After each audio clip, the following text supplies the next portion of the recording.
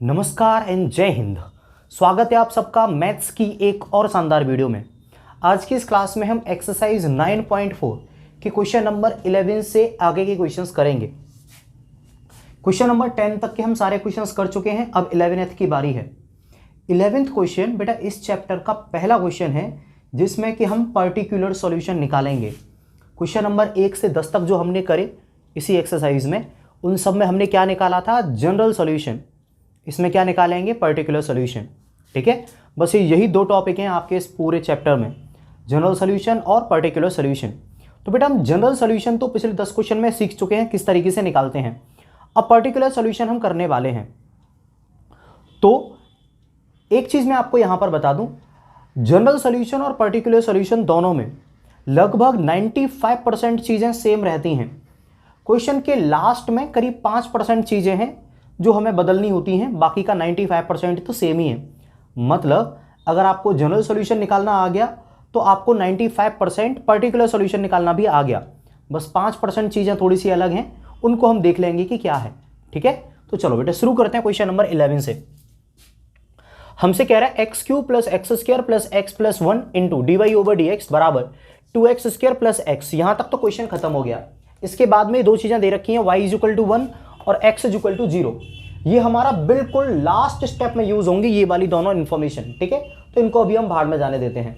अभी हमें जो फंक्शन दे रखा है बेटा वो है यहां से लेके यहां तक का। ठीक है, और हमें इसका क्या निकालना है? Particular solution. तो सबसे पहले तो हम वही करते जाएंगे कि जनरल सॉल्यूशन कैसे निकलता है, और जनरल सॉल्यूशन तक बिल्कुल डिट्टो सेम रहेगा। ठीक है बेटा, तो मैं इसको करना शुरू करता हूं। ठीक है, सबसे पहला काम क्या करूंगा मैं? D y over d x को यहीं रहने दिया बराबर ये जो पूरी वैल्यू है इसको भेज दिया मैंने इसके अपॉन में, तो क्या हो जाएगा? 2x स्क्वायर प्लस का x अपॉन ये पूरी वैल्यू एक्स क्यूब प्लस का एक्स स्क्वायर प्लस का x और प्लस का 1। ठीक है बेटा, अब अगले स्टेप में मैं दो काम करता हूं। पहला काम, ये जो dx है इसको ले गया मैं इधर, तो मैंने क्या करा? dy बराबर 2x स्क्वायर प्लस का x अपॉन ये वाली वैल्यू एक्स क्यूब प्लस का एक्स स्क्वायर प्लस का x प्लस का 1, और ये जो dx है ये चला गया बेटा इधर, तो ये आ गया dx। अब आपको एक चीज तो दिख रही होगी कि हमने वेरिएबल्स को क्या कर लिया है? सेपरेट। इधर केवल आपको x ही दिखेगा और इधर केवल आपको y दिखेगा। इतना कर लेने के बाद बेटा मैं दोनों तरफ इंटीग्रेशन करने वाला हूं। तो देखो इधर मैंने ले लिया 1 और इसका इंटीग्रेशन, और इधर भी मैंने लगा दिया इंटीग्रेशन का सिंबल। बात क्लियर है? अब इसका इंटीग्रेशन और इसका इंटीग्रेशन जैसे ही तुम सॉल्व कर दोगे हमारा जनरल सॉल्यूशन निकल आएगा, ये तो आपको पता ही होगा। अब बेटा एक बात बताओ, जो 1 है y के रेस्पेक्टिव इसका इंटीग्रेशन कितना आएगा? y बराबर, लेकिन इसका इंटीग्रेशन करना इतना आसान नहीं रहने वाला। तो मैं एक काम करता हूं, इस फंक्शन को उठा के ले जाता हूं यहां पर। ठीक है, और इसका कर लेता हूं बेटा मैं इंटीग्रेशन अलग से। ठीक है, और इंटीग्रेशन करने के बाद जो भी वैल्यू आएगी वो मैं यहां पर रख दूंगा। तो चलो बेटा शुरू करते हैं। देखो ये क्या था, मैंने इस पूरे को नाम दे दिया, मान लीजिए i बराबर इंटीग्रेशन, ऊपर क्या था? 2x square plus x upon नीचे क्या लिखा हुआ था? ये x cube plus x square साथ में प्लस एक्स प्लस 1 और यहां पर dx। ठीक है बेटा, इसको मैंने यहां लिख लिया और मैं इसका इंटीग्रेशन करने वाला हूं। ठीक है, इसका इंटीग्रेशन होगा बेटा पार्शियल फ्रैक्शन की मदद से। तो क्या होगा? देखो यहां पर क्या लिखा हुआ है? 2x स्क्वायर प्लस 1, माफ करना 2x square plus x upon में क्या आएगी? ये वाली वैल्यू। बेटा मैं इसके फैक्टर करता हूं, तो देखो इन दोनों में से अगर आप एक्स स्क्वायर कॉमन लेंगे तो क्या बनेगा? x प्लस 1, और यहां से अगर आप 1 कॉमन लेंगे प्लस का तो क्या बनेगा? x plus 1।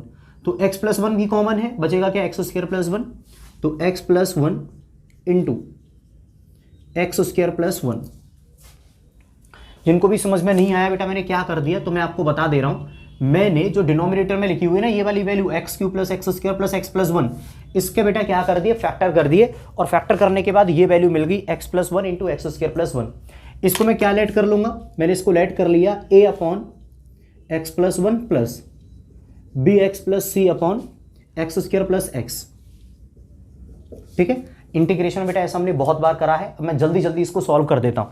ठीक है, आप चाहो तो 2-3 टर्म्स थोड़ा स्किप कर सकते हो अगर आपको पता है कि इंटीग्रेशन कैसे करते हैं। तो आप चाहें तो 2 गुना स्पीड पे भी देख सकते हो। तो देखो बेटा यहाँ पर क्या मिलेगा, ये सारी चीज़ें तो सेम ही रहेंगी। तो 2x² प्लस का x upon x+1 into x² + 1 बराबर बेटा यहाँ एलसीएम आ जाएगा तो क्या मिलेगा, x+1 into x² + 1 x+1 into x² + 1 x² + 1 का a में इंटू होगा और x+1 का इसमें इंटू होगा, तो bx + c में इंटू हो गया किसका, x+1 का। इससे ये कट गया, ठीक है। तो बचा क्या, ये जो ऊपर वाली वैल्यू है केवल वही, ठीक है। तो जो कट गया है उसको मैं मिटा दे रहा हूं क्योंकि बेटा मेरे पास जगह की कमी है। तो जो कट गया है वो मैंने काट दिया। अब मैं क्या करने वाला हूं इसमें, बेटा मैं इसमें वैल्यू निकालने वाला हूं a, b और c की। a की वैल्यू, b की वैल्यू और c की वैल्यू। कैसे निकालूंगा, देखो एट x बराबर रख दिया मैंने -1, उससे क्या होगा, देखो ध्यान से, -1 रखूंगा तो -1 का स्क्वायर क्या मिलेगा, 1, 1 × 2 2, और ये होगा x की जगह -1 तो 2 - 1 ये आएगा 1। इस पूरे में अगर आपने -1 रखा तो मिलेगा क्या, 1 बराबर, इधर रखता हूं a इंटू -1 का स्क्वायर कितना आ जाएगा, 1 + का 1 यानी 2। अब इस वाली टर्म में देखो यहां पर रखोगे x की जगह -1 + 1 0 0 इंटू कुछ भी 0, तो 2 × a बराबर 1। यहां से a बराबर मिलेगा 1/2, a की वैल्यू मिल गई। अब बेटा इसमें मैं क्या करने वाला हूं, हमारी a की वैल्यू निकाला है, मैं b की वैल्यू c की वैल्यू निकालता हूं। कैसे, मैं इसमें x बराबर 0 रख दूंगा तो ये b वाली टर्म 0 हो जाएगी।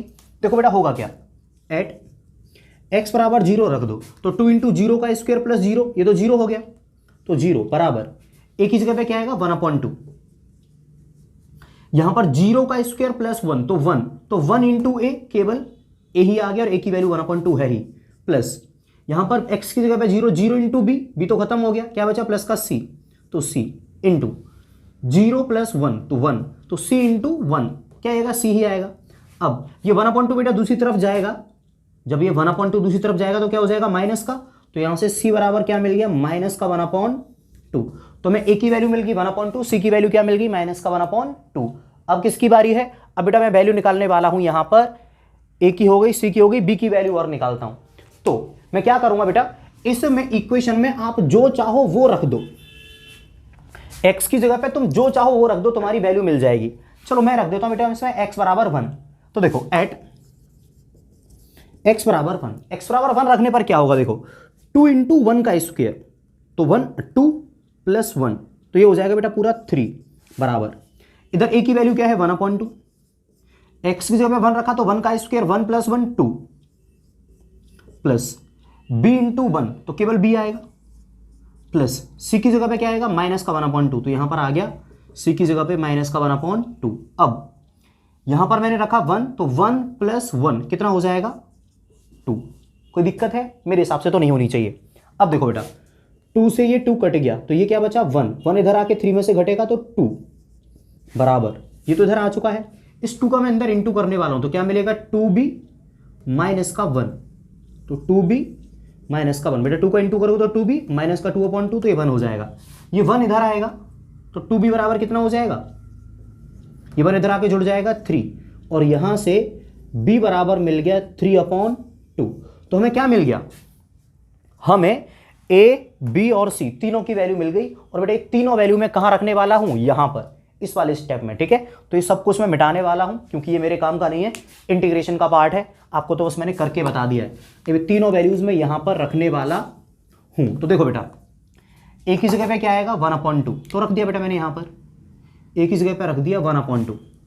b की जगह पे क्या आया 3/2, तो मैंने b की जगह पे क्या लिख दिया 3/2 × x, प्लस c की जगह पे क्या आया -1/2, तो मैंने c को भी हटा के यहां पर क्या लिख दिया -1/2। यहां तक बात क्लियर होनी चाहिए मेरे हिसाब से, इसमें तो कोई हमें दिक्कत की बात है नहीं। अब बढ़ते हैं बेटा हम आगे,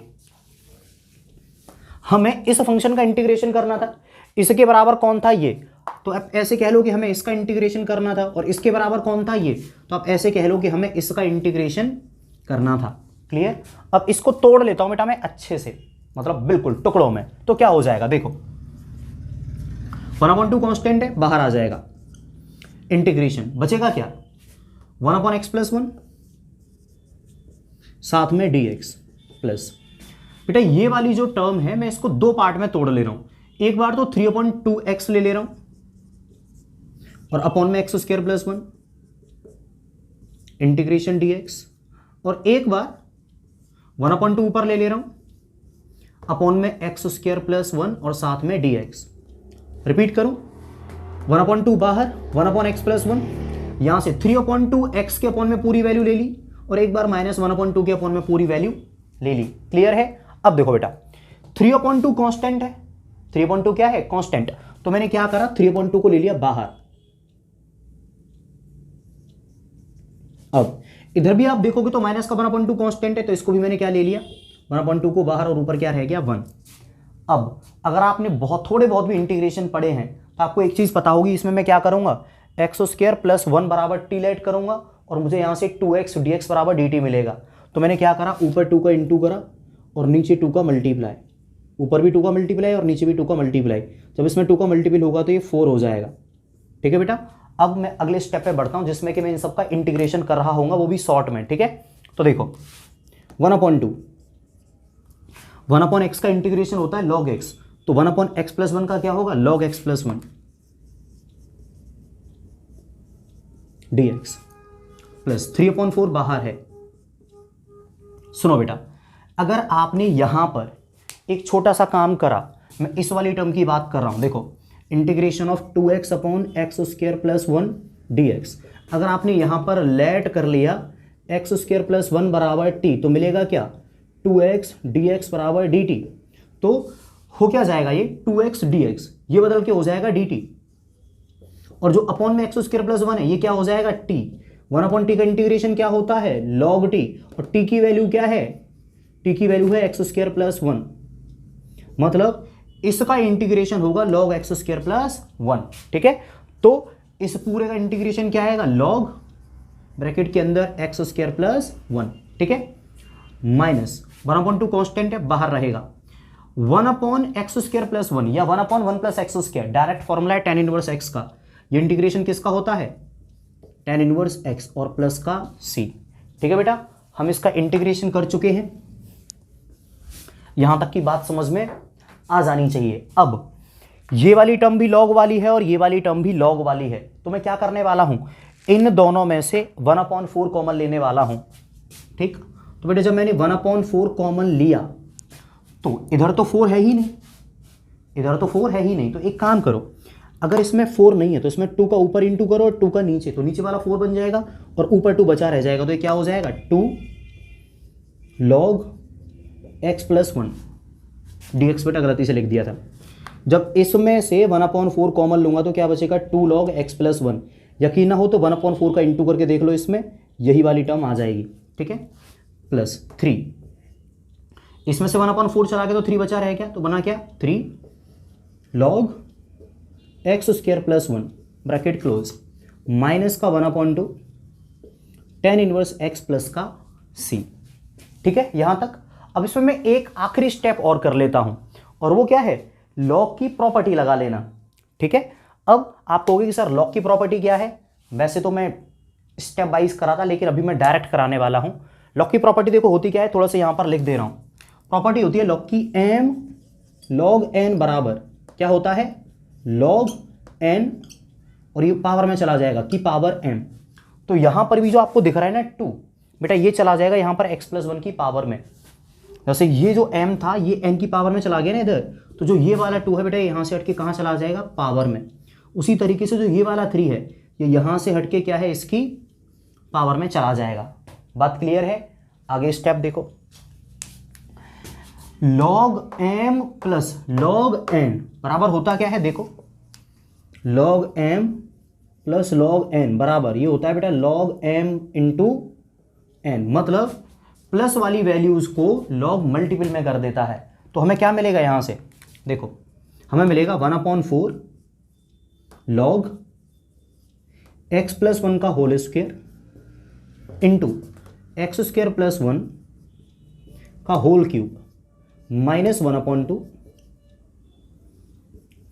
tan इनवर्स x प्लस का c। ठीक है बेटा, ये आ गया हमारा इंटीग्रेशन इस वाले फंक्शन का, और ये वैल्यू रखी कहां जानी थी, इसकी जगह पे। ठीक है, तो अब जो हमारा लास्ट स्टेप है हम उस पर आते हैं। ये वाली पूरी की पूरी वैल्यू मैं यहां पर रखने वाला हूं इसके इंटीग्रेशन की जगह पे। तो देखो बेटा क्या मिलेगा, जब हमने 1 का इंटीग्रेशन करा y के रेस्पेक्ट तो क्या मिला, y बराबर इस पूरे का इंटीग्रेशन क्या होगा, ये वाली वैल्यू। तो बेटा मैं लिख देता हूं 1/4 log x प्लस 1 का whole square into x square plus 1 का whole cube minus 1/2 tan inverse x plus का c। बेटा ये पूरा पार्ट इंटीग्रेशन चैप्टर का था। अगर यहाँ पर आपको समझ में नहीं आया तो मेरे हिसाब से आपको इंटीग्रेशन एक बार दोबारा देख लेना चाहिए। अब मैं क्या कर रहा हूँ, इस वाले पार्ट को मिटाने वाला हूँ क्योंकि मुझे जगह की तो दोबारा कमी पड़ने वाली है। आप चाहो तो इसका स्क्रीनशॉट ले लो। तो देखो बेटा ये मैंने मिटा दी पूरी की पूरी जगह, ठीक है। अब एक बात सुनो, और वो बात क्या है, अगर हमसे क्वेश्चन में उसने क्या पूछा होता जनरल सॉल्यूशन, तो हमारा यही आंसर आ गया होता। मैं यहीं पर आके कह देता कि यही हमारा जनरल सॉल्यूशन है, आंसर शीट में भी हमारा यही आंसर दे रखा होता, पूरी की पूरी डिबेट ही खत्म हो जाती। मैं क्या करता जनरल सॉल्यूशन के लिए, इसको इधर ले जाता इसके अपॉन में, इसका इंटीग्रेशन ले लेता, इसका इंटीग्रेशन कर देता, इसका इंटीग्रेशन y, इसका इंटीग्रेशन ये, और बस हमारा आंसर, यानी जनरल सॉल्यूशन यहीं पर खत्म हो जाता। लेकिन दिक्कत क्या है, उसने पूछा है पर्टिकुलर सॉल्यूशन। क्या पूछा है, पर्टिकुलर सॉल्यूशन। और मैंने आपको बताया था कि जनरल सॉल्यूशन और पर्टिकुलर सॉल्यूशन में केवल 5% का अंतर है, 95% तो सेम रहता है। देखो पर्टिकुलर सॉल्यूशन निकालने से पहले आपको जनरल सॉल्यूशन तो निकालना ही पड़ेगा। ये हमने जनरल सॉल्यूशन निकाल दिया। अब पर्टिकुलर सॉल्यूशन निकालना है, उसके लिए मैं क्या करूंगा, पर्टिकुलर सॉल्यूशन में बेटा ये कांस्टेंट नहीं होता। दोबारा से बताऊं, पर्टिकुलर सॉल्यूशन में ये कांस्टेंट नहीं होता। अगर आप इस कांस्टेंट की वैल्यू निकाल के रख दोगे तब ये हमारा पर्टिकुलर सॉल्यूशन बन जाएगा, जनरल सॉल्यूशन नहीं रहेगा। दोबारा से आराम से सुनो, ध्यान से, बिल्कुल ध्यान से। जब तक यहां पर ये कांस्टेंट लिखा हुआ है ये जनरल सॉल्यूशन कहलाएगा। जब इस कांस्टेंट की वैल्यू निकाल के तुम रख दोगे ये पर्टिकुलर सॉल्यूशन बन जाएगा, ठीक है। अब आपके मन में आ सकता है कि ये इस कांस्टेंट की हम वैल्यू कैसे निकालेंगे, उसकी टेंशन मतलब वो मैं देख लूंगा। अगर आप क्वेश्चन को देखोगे ध्यान से तो उसने दे क्या रखा है, उन्होंने दे रखा है when y is equal to 1 x बराबर 0, यानी जब y बराबर 1 है तो x बराबर क्या है, 0। बेटा इन दोनों वैल्यूज को मैं यूज करने वाला हूं, कैसे वही तो देखेंगे इधर। तो देखो बेटा y की जगह पे 1 रख दो और x की जगह पे 0, तो उससे मिलने क्या वाला है, देखो y की जगह पे 1 आएगा तो 1 बराबर 1/4 log x की जगह पे 0 आने वाला है 0 + 1 का होल स्क्वायर। तो 0 + 1 क्या हुआ, केवल 1, और 1 का स्क्वायर भी क्या आया 1 इंटू एक्स स्क्वायर 0 आएगा, 0 का स्क्वायर प्लस 1 क्या बचा 1 का क्यूब यानी 1, और माइनस 1/2 tan इनवर्स एक्स की जगह पे 0 प्लस का c। 1 बराबर 1 इंटू 1 क्या होता है 1, तो log 1 की वैल्यू होती है 0, तो 0 इंटू कुछ भी 0 माइनस 1/2 tan इनवर्स। बेटा tan इनवर्स यानी tan के अंदर 0 कहां पर वैल्यू होती है 0 पर, तो ये भी क्या हो गया 0 प्लस का c। सब कुल मिला के हमारा c बराबर कितना आ गया 1, तो ये आ गया बेटा c बराबर 1।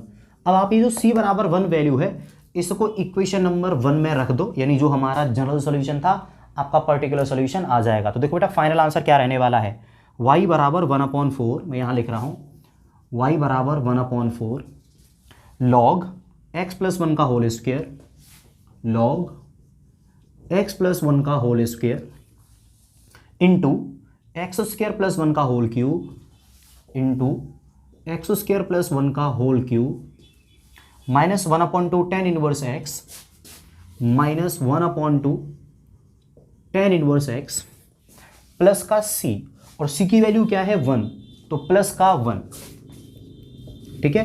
और यही हमारा पर्टिकुलर सॉल्यूशन है क्वेश्चन नंबर 11 का, ठीक है। जनरल सॉल्यूशन में यहां पर c आ रहा था, c की वैल्यू निकाल के रख दी, ये पर्टिकुलर सॉल्यूशन बन गया, ठीक है। हम बेटा देखो हो सकता है आपको ये समझ में कम आया हो, तो तो आप रिपीट करके देख लो या फिर आप आगे के क्वेश्चंस को देख लो। क्वेश्चन नंबर 12, बेटा हमें इसमें भी पर्टिकुलर सॉल्यूशन ही निकालना है। तो मैंने आपको पिछले क्वेश्चन में भी बताया था कि पर्टिकुलर सॉल्यूशन निकालने से पहले आपको जनरल सॉल्यूशन तो निकालना ही पड़ेगा, और उसके बाद केवल 2 स्टेप और होते हैं, वैसे कहूँ तो केवल 1 स्टेप, और उसके बाद पर्टिकुलर सॉल्यूशन निकल आता है। ठीक है, तो चलो बेटा इसका पर्टिकुलर सॉल्यूशन निकालना है हमें, तो सबसे पहले जनरल सॉल्यूशन निकालते हैं। तो देखो बेटा क्या होगा, सबसे पहला काम दे क्या रखा है, x into x square minus का 1 dy ओवर dx बराबर y, और इसके आगे जो वैल्यू दे रखी है ये तो बिल्कुल लास्ट में काम आएंगी। ठीक है, मेन तो हमारा यही वाला है इक्वेशन। सबसे पहले मैं क्या करूंगा इसमें बेटा, dy ओवर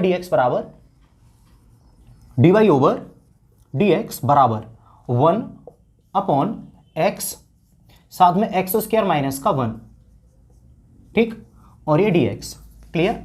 अगला स्टेप देखो, इधर बेटा रहने दिए मैंने dy को बराबर, ये जो dx है मैं इधर, अरे रे रे रे, हाँ ये था बेटा, dy ओवर dx बराबर 1 और अपॉन में ये x into x square minus 1 आ गया। ठीक है, अब इस स्टेप में बेटा मैं dx को इधर ले जा रहा हूं, तो क्या हो जाएगा, dy बराबर 1 अपॉन एक्स स्क्वायर माइनस का 1 साथ में dx। ठीक है बेटा, वेरिएबल सेपरेट हो चुके हैं, इधर केवल x की टर्म है और इधर केवल y की टर्म है। अब मैंने इधर इंटू 1 ले लिया और इंटीग्रेशन कर दे रहा हूं दोनों साइड। क्लियर। इंटीग्रेशन करने के साथ ही हमारा आंसर आ जाएगा जनरल सॉल्यूशन। ठीक है, तो 1 का इंटीग्रेशन करना तो बहुत आसान है, y होगा, लेकिन इसका इंटीग्रेशन थोड़ा सा मुश्किल रहेगा। तो मैं एक काम करता हूं, इस वाली साइड को यहां लिख लेता हूं और इसका इंटीग्रेशन करके बताता हूं। तो देखो बेटा ये है क्या, ये वाली side, integration of 1 upon x into x square minus 1 साथ में dx। इसका इंटीग्रेशन करने के लिए बेटा मुझे लगानी पड़ेगी पार्शियल फ्रैक्शन।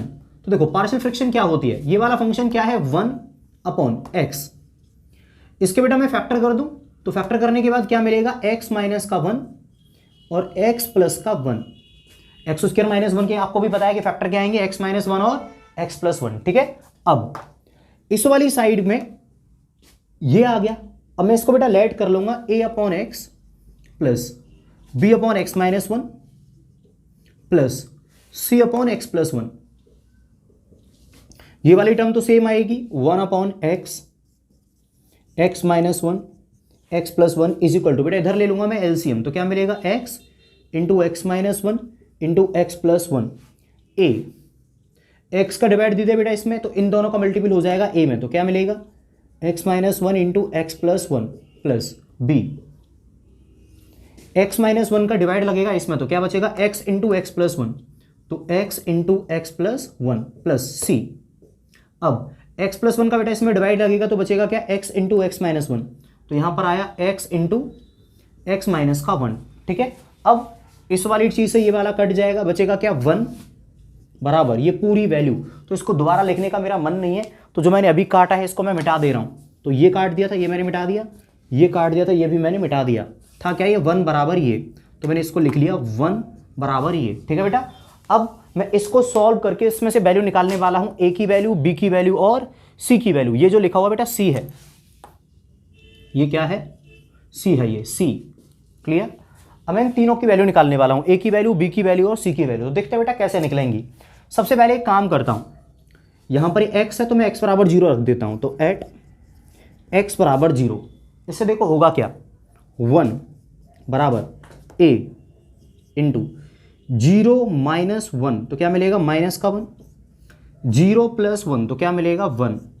यहां पर x की जगह पे 0, तो 0 इंटू कुछ भी 0, यहां पर x की जगह 0, तो 0 इंटू कुछ भी 0, तो क्या मिला बेटा यहां से हमें, 1 बराबर माइनस 1 इंटू 1, माइनस का 1 और ये माइनस का a, और यहां से देखोगे तो बेटा a बराबर माइनस का 1, a की वैल्यू मुझे मिल गई।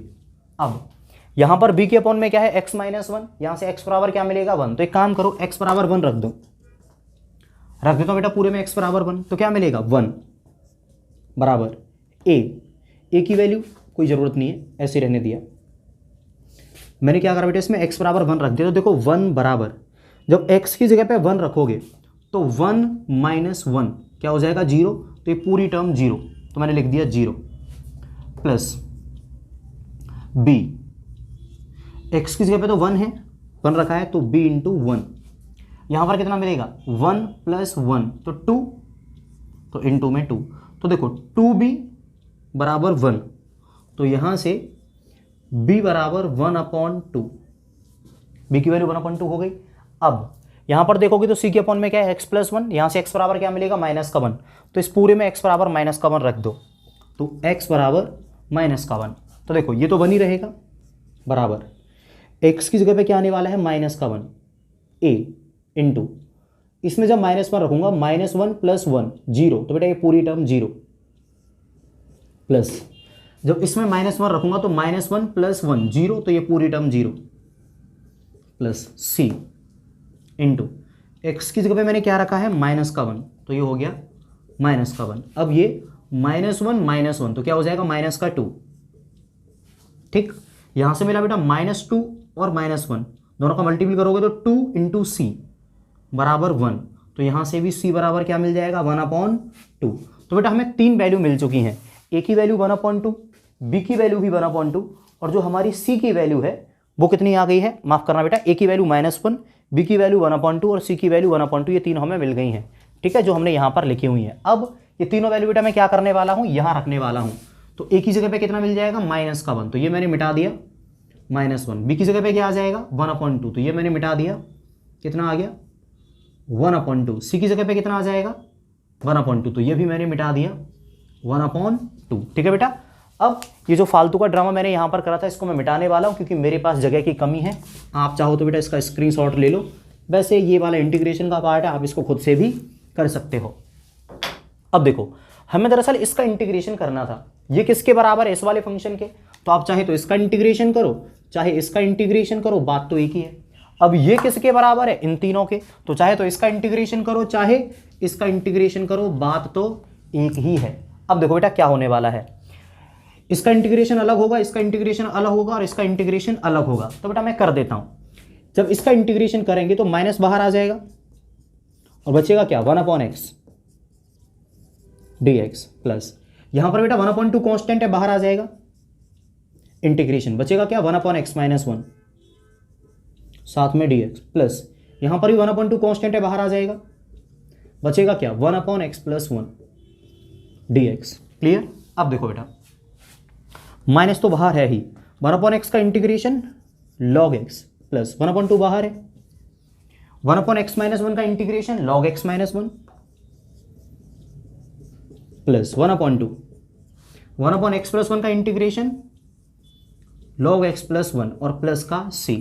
ठीक है बेटा, मैं आपको फिर से कहना चाहूंगा कि अगर आपको इंटीग्रेशन में दिक्कत है, समझ में नहीं आ रहा है कि ये इंटीग्रेशन की वैल्यूज कहाँ से निकल के आ रही हैं, तो मैं आपको यही बोलना चाहूँगा कि आप एक छोटा सा काम करो, और वो ये है कि जितने भी इंटीग्रेशन की वीडियो हैं पहले उन्हें देखो, यानी चैप्टर नंबर 7 अच्छे से सीखो, बाद में बेटा इस चैप्टर को आके देखना, ठीक है, अदरवाइज आपको कुछ भी समझ में नहीं आएगा।